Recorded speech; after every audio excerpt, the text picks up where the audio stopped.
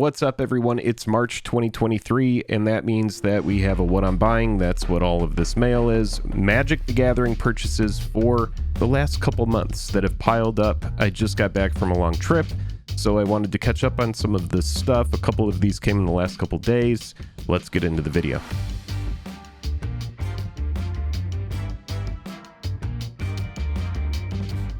Highest level of gratitude to our patrons who power the channel through Patreon. Check out the Patreon link in the description to learn about monthly giveaways, VIP Discord access, and even our official playmat. Hello and welcome to the day. Thanks for spending your time with this. I'm Jake and welcome to another episode of Jake and Joel Are Magic. Today we are going to be cracking into some mail. I'm talking about some purchases that I've made over the last couple months. Talk about some of these cards. You may have seen one of these in the last video, Mana Cannons. This is a card that I just like. I think it's good. I think it's a card that has some potential in the future, and right now it's only like $1.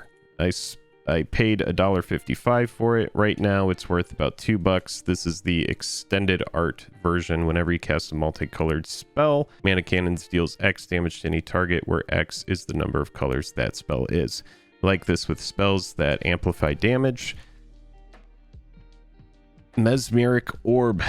Paid $6.57 for this. It's worth about $6. I just like this for mill, so I'm filling out my mill deck. These Brothers War artifacts, jeez, they came out a while ago at this point, and they still continue to drop. I think the idea with all cards at this point is that they're eventually going to get a retro foil treatment. A lot of people FOMO'd out over buying retro fetch lands that came out of Modern Horizons 2.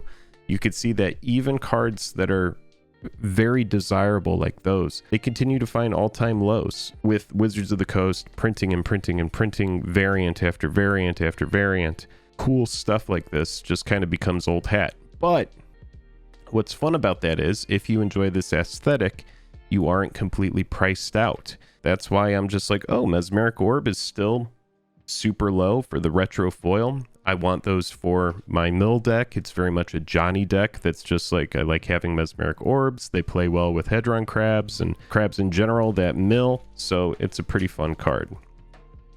Now this is just a bunch of retro foils. This is going to be 8 islands and a couple planes here. Purchased all of these for $9.60 for the islands and $2.96 for the planes. I've said this in a previous video, but I just want to acquire multiple copies of these cards that came out of Dominaria Remastered. They're very pretty to me. Having these, it just seems like a no-brainer. Get them while they're low. I don't know how often Wizards of the Coast is going to be just like, oh, retro lands, retro basics. Let's just go ham on retro basics. I think that these look really nice, so for me, getting them at, you know, like a little over $1 a card isn't that bad. As of right now, they're all at about $2 a piece, depending on where you look. And definitely do your due diligence. Check eBay, check TCG Player and other sites for card prices, because there can be some good variance on those prices, so you just want to do some digging. We do have some more cards here. These are going to be there are 2 swamps and 2 forests. These actually look really nice as well. Nice and flat. Swamps were purchased at $4 for both, so $2 a card. And the forests were purchased at right around the same price. I just really like how these look. Just want to have multiples. Next up, we do have a Chain Lightning retro foil, and this was purchased for $1.50. It's right around $2 now. This is a pauper purchase. I just like the aesthetic of the retro foils, and Wizards of the Coast is probably sitting there going, yes, exactly. Of course you do. Ovika Step and Complete, paid $4.10 for this, and now it's about a $5 card. This is just a commander that I'm interested in playing. I want to play like an Ovika deck that's just a bunch of mana rocks. The card seems fun. It is top heavy. Very expensive at 1 red, 1 blue, and 5 other there for a 6/6. But the ward 3 is really nice, and you have to pay 3 life. And it just, like, once it sits on the board, whenever you're casting non-creature spells, you just profit. Super fun commander. It has a really interesting ability on it that I think would be fun to build around. Next up, we do have... Oh, now this is a card that... A little bit of a spec in the video. This isn't just for the collection. I would only really need one of these. But I do like Conduit of Worlds. It's a strictly worse... it's a strictly worse Crucible of Worlds. Only for green. It costs one more than Crucible. What's cool about it is I see it as a fun, casual, late game card. Choose target non-land permanent card in your graveyard. If you haven't cast a spell this turn, you may cast that card. If you do, you can't cast additional spells this turn. Activate only as a sorcery. So you decide when you want to turn this on at sorcery speed. If you have nothing to do, then cast something out of your graveyard. If you have, like, say, instant speed interaction, for example, you can take your turn, cast something out of your graveyard, then pass turn, and now all of your instant speed interaction is live. You're able to do things. This doesn't say until your next turn. It just says this turn. So I think this is a card that people are kind of sleeping on. I think it's fun. Conduit of Worlds, $6.54 for all of these. Now I see prices for this card all over the place, and this is what I was talking about. On eBay, you're going to find the lowest price for this card around $4. On TCG, you're going to find the lowest price for this card for around $2.50. So I just think it's fun.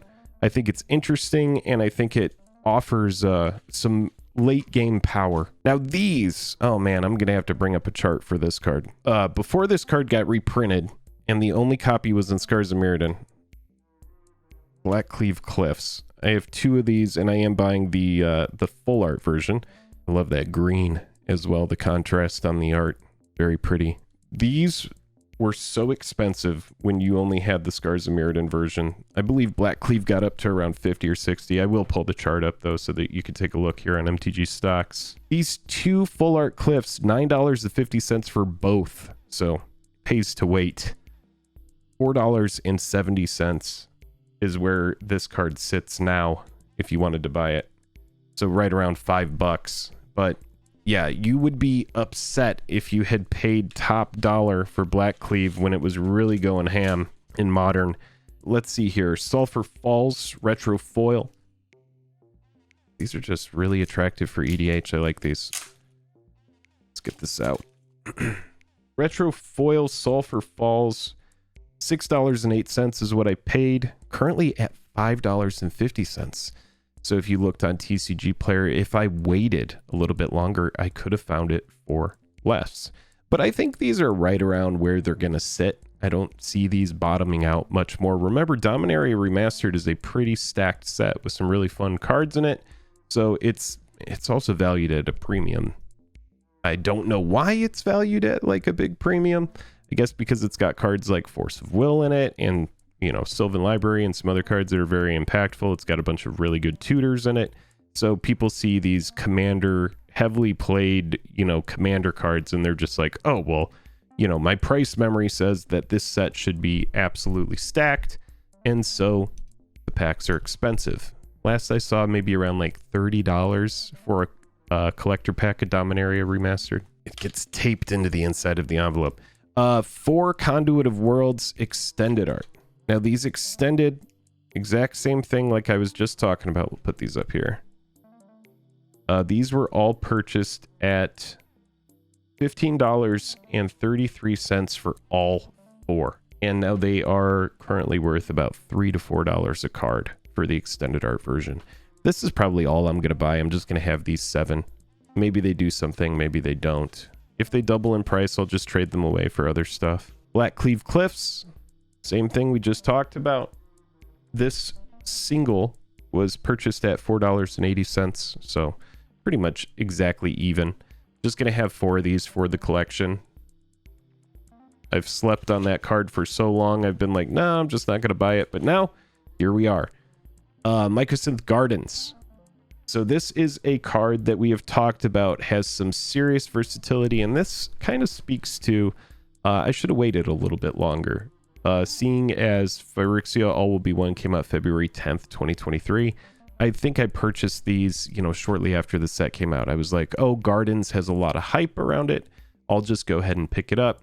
It has, I mean, it's very, very good. If you're not in a deck that's going to be like, you need multiple colors or like 3+ colors, this card is going to fit easily into any sort of deck that's just like artifact centric. Comes in, doesn't come in tapped.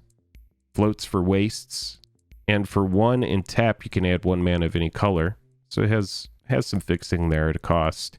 But then for X you could tap and Gardens becomes a copy of target non-token artifact you control with mana value X. It just happens. Yeah, it could copy stuff like we said, Soul Ring, Mana Crypt. This card can lead to some very explosive starts. All of that said, this Extended Gardens I bought for $10.71 and I should have waited. It's down to essentially $6 shipped. Could have taken my time on this one and bought it for less. That said, I still think the card is very powerful, so I'm not upset at the purchase, but it pays to wait. Learn from me so that you don't have to make these mistakes. I talk all the time about waiting, and I think this does kind of speak to just how many different versions there are of cards, how, you know, when a set comes out, people have already forgot about it. Like the moment it's coming out, people are already moving on to what is the next thing. What's the next hot thing to salivate over? Do I even care about Phyrexia All Will Be One anymore? You know, like it's just kind of like how the MTG Hive Mind works that I've seen since I've played since, you know, 2009. And then, you know, in the past years, like I guess Battle for Zendikar forward or even Throne of Eldraine forward. You know, you think back to Throne of Eldraine with collector boosters coming out, kind of see each card comes out and it has 100 different versions. No, that's an exaggeration, but some cards have 4 or 5 different versions that come out in one single set. So you get a huge dump of variants. You will see, with the exception of the Retrofoil lands and the Mesorb and the Sulphur Falls, everything here is pretty much non-foil, just because I don't like the curling. Now that said, we do have one card coming up that is pretty curled, and I feel stupid. But the Gardens here purchased at $7.60, and now it's $4 after shipping. And this was a card that had tons of hype, and people were like, "Oh, it's breaking things." Give it time. I still think it could, and it is a card that gets better the more artifacts that come out. Just wait a little bit more. We have Drivnod Showcase, completely even. Bought it for $7. It's still worth $7. It's a card that we have talked about is going to be very good in Aristocrats type strategies. It also has this ability at the bottom that's very easy to use. The turn you play it for 5, you're ready to protect it. As long as you can exile 3 creature cards from your graveyard, you can put an indestructible counter on Drivnod. So it's a card that's going to be good for graveyard-centric decks when you're able to exile some stuff, maybe like some mana dorks that have already done what they need to do, that you don't need to reanimate again. Drivnod comes out, and yeah, it's a very strong card. It's going to need exile as long as you get that indestructible counter on it. It would just, for me, be a big 8/3 blocker that has huge upside for triggering off death. Now, this is a card that a lot of people don't like, but I actually think it's kind of fun. Black Sun's Twilight, purchased for $2.65. It's now worth $1.70 for the extended art foil version.